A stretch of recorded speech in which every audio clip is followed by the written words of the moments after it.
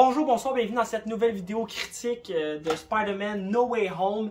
Oui, ça fait longtemps que j'ai rien publié, un mois exactement. Je suis désolé de vous négliger. Je vis ma vie sur TikTok, donc si vous êtes intéressé à aller voir mon aventure dessus cette plateforme, vous pouvez y aller. Mon lien va être dans la description. Le film le plus attendu de l'année, qu'est-ce qui vaut, qu'est-ce qui valait? J'ai écouté le film 2 fois, honnêtement, ok? La première fois que je l'ai vu, je me suis dit... Je suis sorti de la salle, puis j'ai fait... Ah ben, c'est ça. C'est quand même spécial comme sentiment, dû au fait de... On l'attendait tellement, puis je pense que le problème, c'est... On a eu qu'est-ce qu'on voulait, c'est tout. Lors de mon deuxième visionnage, j'ai remarqué qu'il y avait plusieurs choses qui ne fonctionnaient pas avec l'histoire, que ce soit l'introduction des méchants, il y a certains messages... Il y a certains méchants... Fuck. Il y a certains méchants qui ne seraient pas trop être là dans le film, si on suit vraiment la logique de qu'est-ce que Strange dit, dû au fait que les méchants qui connaissent l'identité de Spider-Man, qui est Peter Parker, convergent vers notre univers à nous. Puis il y a des méchants comme Electro qui n'ont pas d'affaires là parce qu'ils connaissent pas vraiment l'identité de Peter Parker. Bon ben si on est pour parler des méchants, on va enchaîner tout de suite avec Dr. Octopus. Dans le fond, ils sont allés chercher juste avant sa rédemption dans le film. Fait que ça leur a donné une excuse pour montrer qu'il était méchant. Sinon, le Gobelin Vert, il est pas mort. Il y a quoi qui marche pas parce que chaque méchant sort de leur timeline dans leur film. Mais Toby, lui, il est vieux. L'homme sable, sous-exploité. C'était nul à chier. Genre, il est là, puis il est là. Il redevient jamais normal. Il y a de quoi que j'aime pas avec le traitement qu'ils ont eu avec l'homme sable, comme le lézard, qui était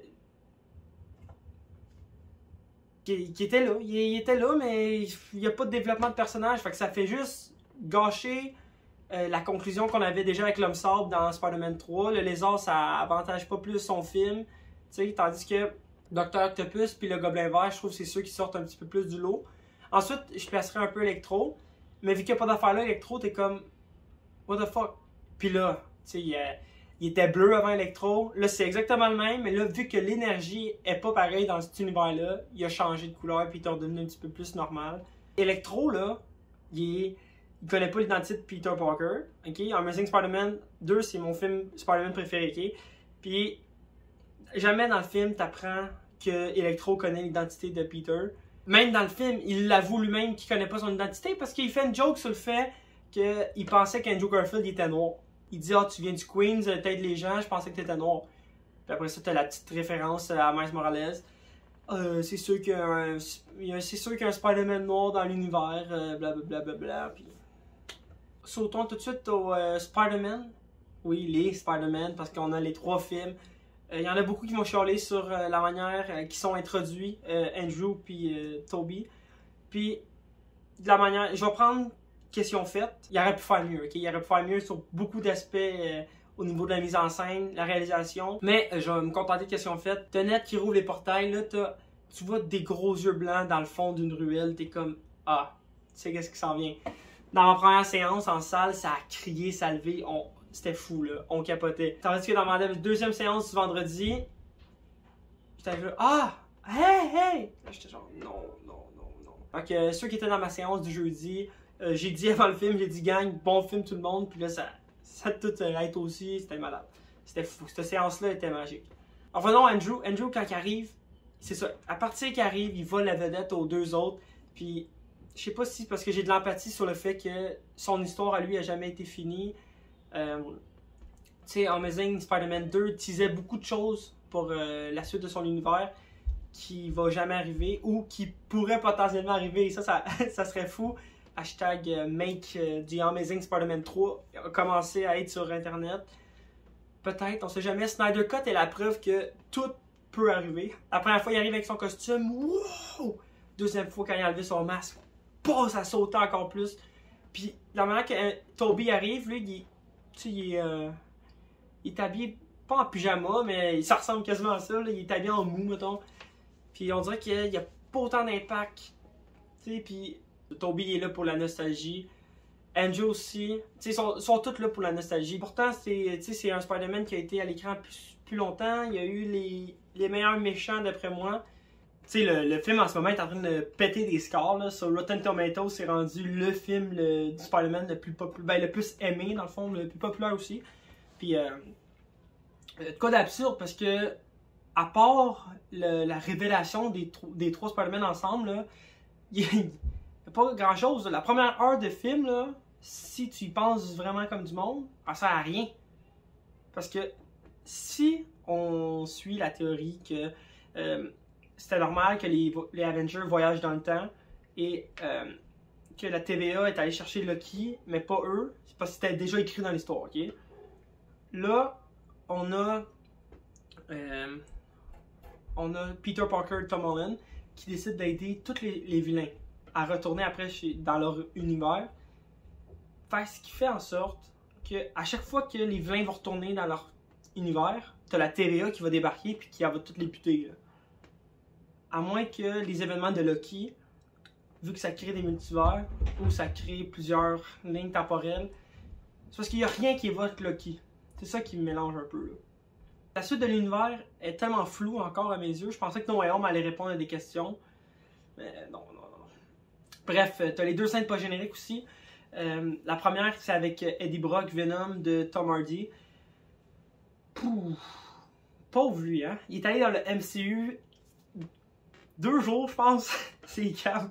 Puis tout ça pour montrer qu'il va laisser un bout du symbiote. Fait qu'il va avoir un Venom dans le MCU.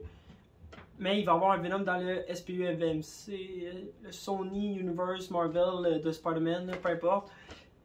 Fait qu'il va y avoir 2 Venom à l'écran, ce qui me dérange pas en soi. Fait que c'était un petit salut à Tom Hardy dans l'univers du MCU. Ce qui est pour le sujet, le contenu de la deuxième scène pas générique, qui est pas une scène, mais un trailer, man, de Doctor Strange Multiverse of Madness, qui est le Doctor Strange 2. Puis là, on a la confirmation que Wanda va être là. J'ai très hâte à ce film-là. Ça va être malade. Ah, c'est ça. Il y a une petite hype qui commence à s'installer pour Doctor Strange 2. Je suis pas inquiet pour la réalisation. C'est Sam Raimi, le même gars qui a fait la trilogie des premiers Spider-Man. Fait que ça, c'est un boni pour ce qui est de Doctor Strange. Sinon, j'essaie de faire la vidéo courte. J'espère que ça sera pas trop long. Je vais avoir mes souhaits pour l'avenir de Spider-Man. Ça va être de poursuivre en dehors de Tony Stark. Qu'est-ce que la fin de No Way Home indique? Ça va être un peu ça. Spider-Man se fait son propre costume. Tout le monde a oublié qui était Peter Parker.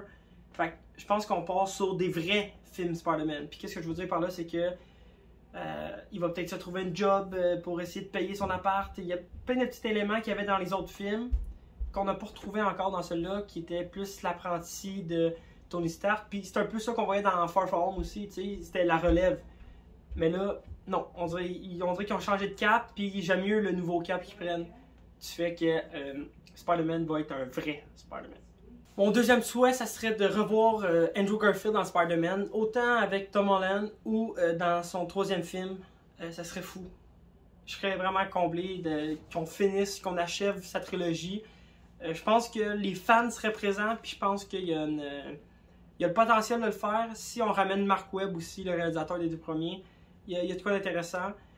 Sinon, c'était pas mal ça. Je mets pas de note au film d'habitude. Je pense pas en mettre là non plus, mais juste avertir que si t'es dans la hype, tu verras pas les petits défauts du film. Mais le deuxième visionnage, je pense qu'il fait réaliser beaucoup de choses d'intéressant, puis qui montre que c'est pas le meilleur Spider-Man, ok? Je vais le dire, moi. Ce n'est pas le meilleur film Spider-Man. La seule chose que ceux qui ont adoré, c'est le fait de revoir les anciens, je pense. Mais sinon, côté Tom Holland, c'est son meilleur film. Je suis d'accord. C'est le meilleur de la trilogie. En même temps, t'as vu, il y a plein de contradictions d'un bord et de l'autre. Je me mettrai pas dans aucun camp. Je dirais pas que c'est le pire non plus, ok? Ouais, je pense une conversation, un débat qui va continuer dans les années, ce Spider-Man. Et sur ce, passez un joyeux temps des fêtes, ok? Peut-être demain avec la critique de la série Hawkeye, qui est, ma foi, j'adore Hawkeye. Je pense que Hawkeye est une meilleure série que Spider-Man 3 est un meilleur film. En tant que film, pas d'événement. En tout cas, joyeuses fêtes, passez des belles vacances, puis à la prochaine.